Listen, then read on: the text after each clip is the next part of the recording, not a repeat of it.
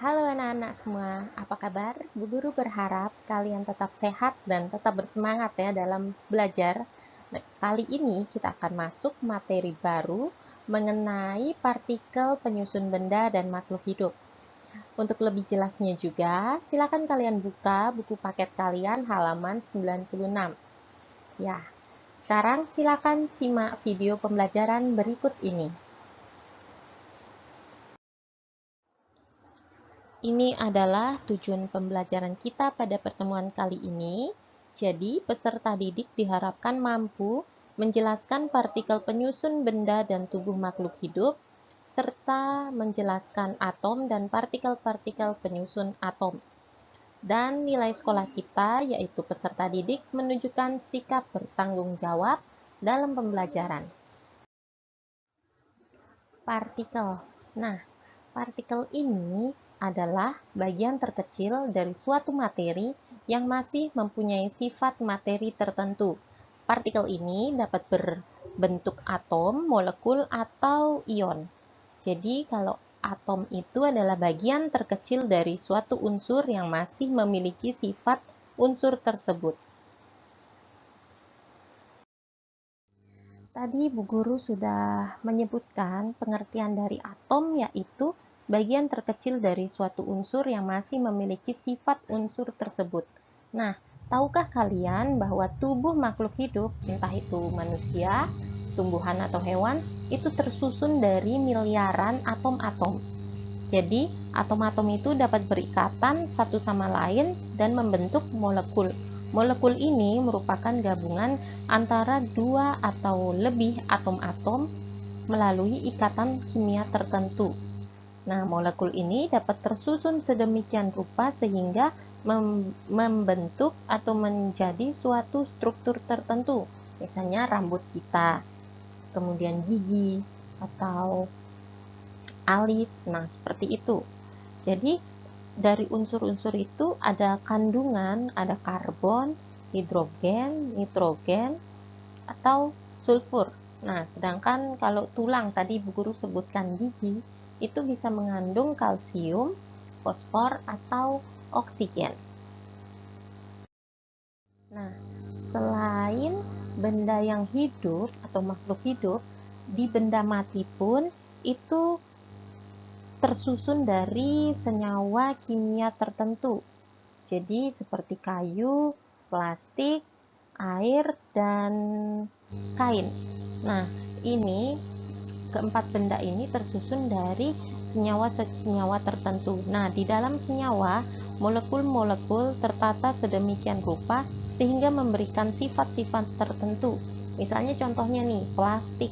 Plastik ini sifatnya lentur karena memiliki molekul yang struktur rantainya panjang dan terdapat rongga antar rantai molekulnya. Setiap materi atau zat itu memiliki sifat yang berbeda-beda. Misalnya nih, ini gambar sate atau daging dibakar akan menghasilkan bau. Nah, bau itu ditandanya terbentuknya zat baru. Benda yang dibakar menyebabkan zat-zat yang terkandung di dalamnya berubah menjadi zat lain. Terbentuknya zat baru ini ditandai antara lain warna atau bau yang berbeda.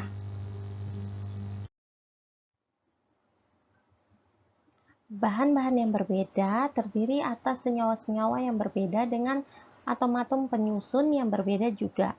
Nah, selain disusun oleh molekul yang berbeda, sifat-sifat suatu materi yang berbeda juga dapat disebabkan oleh perbedaan susunan molekul-molekul dari materi tersebut. Misalnya nih, kita ambil contoh kayu yang dibuat dari pensil dan aluminium pada umbi kentang. Ada dua zat yang berbeda. Nah, pada umbi kentang, di situ mengandung pati atau amilum yang biasa kita makan, atau ini yang merupakan sumber energi kita. Pati itu disusun oleh molekul-molekul berantai panjang. Rantai panjang tersebut disusun oleh unit-unit molekul yang lebih sederhana yang disebut dengan glukosa. Berikut ini perbedaan struktur senyawa dari kentang patinya dengan kayu dari pensil. Nah, kalau di kentang itu mengandung pati ya. Pati itu terdiri dari molekul-molekul glukosa.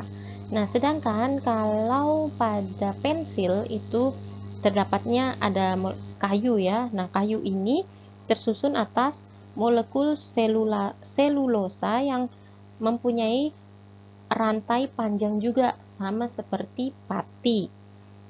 Nah, selulosa dan amilum atau pati ini memiliki molekul penyusun yang sama, yaitu glukosa, tetapi jenis ikatan yang menghubungkan antar molekul glukosanya berbeda. Kalau amilum, unit-unit glukosanya dihubungkan oleh ikatan alfa 1,4 glikosida, sedangkan kalau selulosa, unit-unit glukosanya dihubungkan melalui ikatan beta 1,4 glikosa.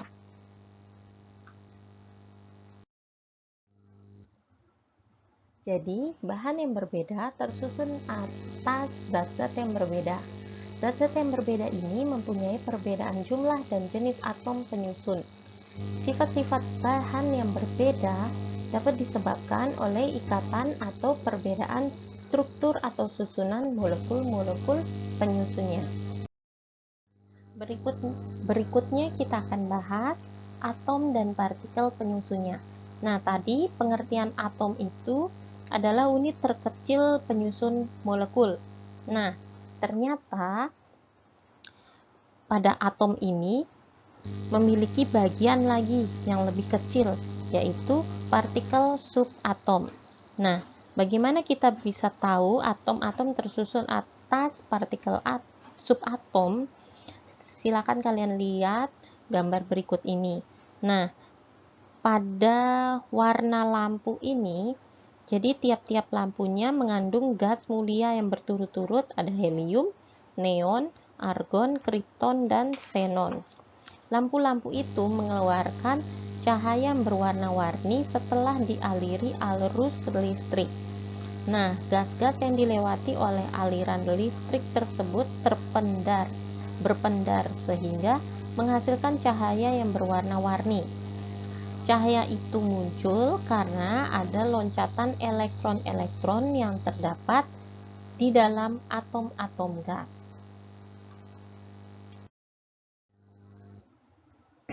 Contoh berikutnya yaitu kembang api. Kalau kalian lihat pada gambar berikut ini, kembang apinya memiliki warna-warni yang cerah ya. Nah, kenapa demikian? Nah, karena kembang api saat dibakar, maka unsur-unsur yang terdapat dalam kembang api tersebut akan terbakar.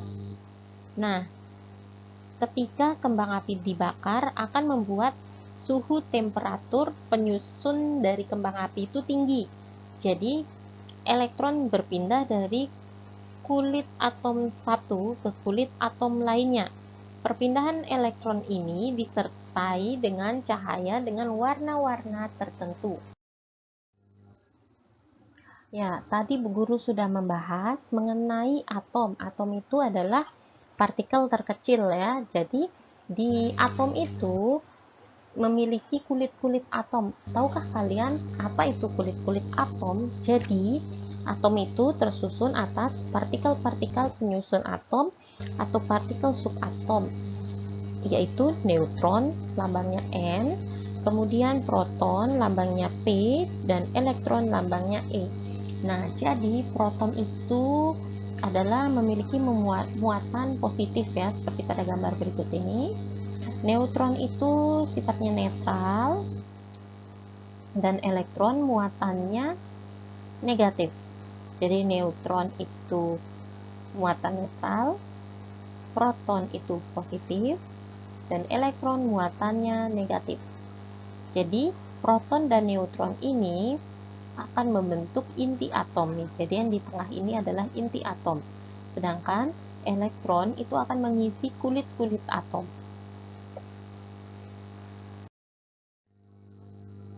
Para ilmuwan telah mempelajari atom sejak ratusan tahun yang lalu. Nah, para ilmuwan tersebut mengemukakan teori-teorinya tentang atom. Berikut ini adalah perkembangan teori atom. Yang pertama, itu model atom Dalton. Yang kedua, model atom Thomson. Ketiga, model atom Rutherford. Keempat, model atom Niels Bohr. Dan yang terakhir, model atom mekanika kuantum. Kita akan membahas satu persatu. Penemu yang pertama, model atom Dalton, yaitu John Dalton.